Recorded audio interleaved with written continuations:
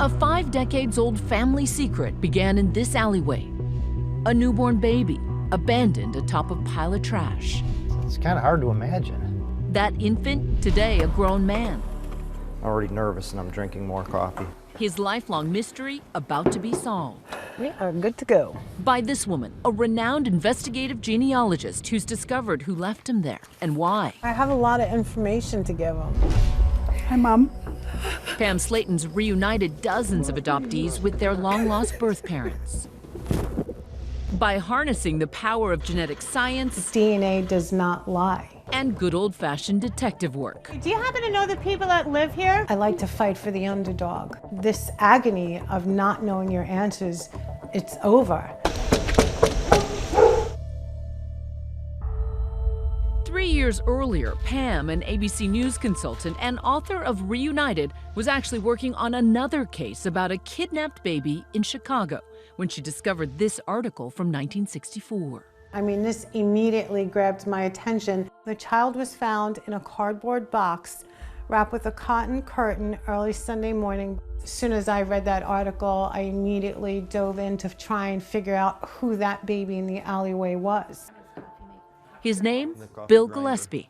He's the patriarch of this tight-knit family living in the suburbs of Chicago, the orphan for whom family means everything. I can't imagine a day without my family or being away from them.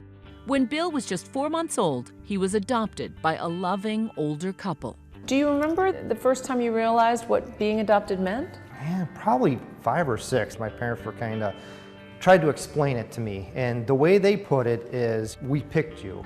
We came and we found you and we picked you. He grew up celebrating adoption days along with his birthdays. These are clearly scenes from a happy childhood. Yes. Oh yeah. They were good people. He waited until after his adoptive parents passed away to ask a few soul-searching questions. The older I get, the more I want to find out. I just want answers. One of his first steps, reaching out to his adoption agency, Catholic Charities, but he was unprepared for what they wrote back.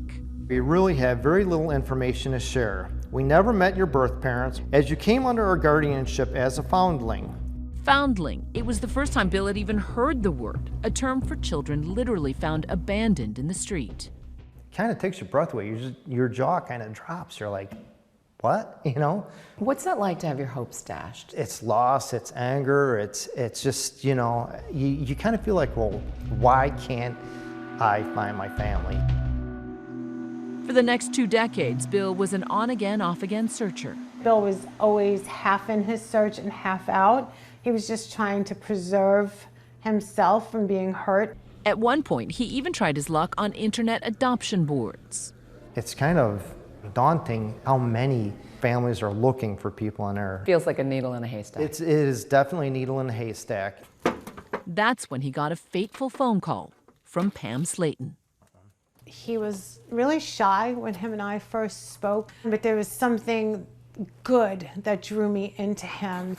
She takes on his case pro bono, eventually sharing her first clue, that 1964 article pinpointing the alleyway he was left in.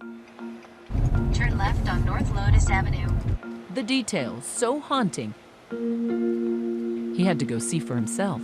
It's kind of hard to imagine. Ironically, the alleyway, just an hour drive from where Bill's raising his own family. Go. His youngest daughter, Morgan, is there to support him, retracing what he believes were his birth mother's footsteps. So right here? Yeah, my alleyway. It's just off the street. Yeah, like you can walk past and see it. That's not what I was picturing. I wonder if she lived over here.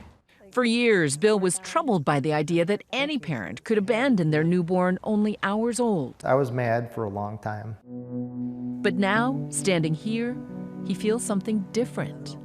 I kind of feel bad for my mom, you know, my birth mother. But then again, you're still placed in an alleyway, so I guess you don't really know how to take it. After he was found, the police brought him to this orphanage. Today, the building houses Catholic Charities, which still maintains the old adoption records. I'm a little nervous, apprehensive. Just want to make sure he has someone here and don't want to be by himself. Oh boy. Feeling all right? Blood pressure going. Hi. How are you doing? Lisa Francis. One of the caseworkers has agreed to share anything that might shed light on his And past. here, just different shots of when the babies were brought in. The orphanage had been run by nuns. It's funny, I see a lot of the police officers bringing babies in. It was known that the police would come straight here to St. Vincent's and bring the baby to safety and eventually a loving home. Yeah. So, still opens up. Lisa shows him this tiny alcove where, as a newborn, he took part in something sacred. It was a working baptismal font, Yeah. which is most important. It was here that Bill was baptized. Feel Could I- free, feel could I- free. You were loved Yeah. when you were here from the minute you were brought in. They say orphanage, and you automatically have this bad image. This is a little bit nicer. Definitely much better than I had anticipated. Like how each of them are holding a child. Yeah.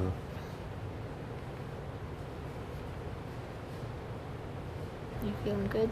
Yeah. It's funny, but it is a little easier. I just feel relieved. Thank you. A comforting moment, and yet Bill's no closer to finding his birth family. That is, until now. Is he feeling all right? Pam Slayton has just made another major break in his case.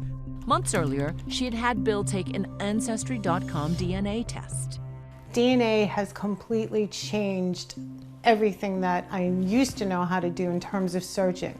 Bill's DNA test uncovers relatives on both sides of his biological family. Bill ended up with a close family match, and he ended up with a first cousin. And after digging through public records, Up comes a Cook County, Illinois marriage index. it's the linchpin that links the two sides of his biological family. You're getting butterflies just thinking about it, aren't you? Yeah, I am. Yeah. I can see it in your face. Anxious, very anxious. Today's the day. I had crazy things going through my mind last night. Pam is on her way to Bill's house to meet with him in person for the first time and deliver the news. Okay. This is the support system. My crazy support system. Okay, here we are. Are you worried you might be opening skeletons in the closet? Yes, yeah. I think she's here. Hi, come on in. Come on. I'm so glad to finally meet you. You okay? Yeah, I'm good. His family fully supported him. There was so much love between them. You had stellar DNA. Pam shares a stunning revelation. And it hits me like a ton of bricks. Your birth mother married your birth father.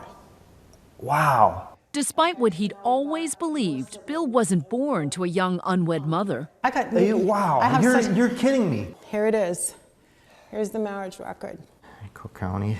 Now here comes the not great part. Okay, All right, your birth mom did pass. I know. I just knew. I don't know how I knew. I just knew. And unfortunately, your birth father also passed.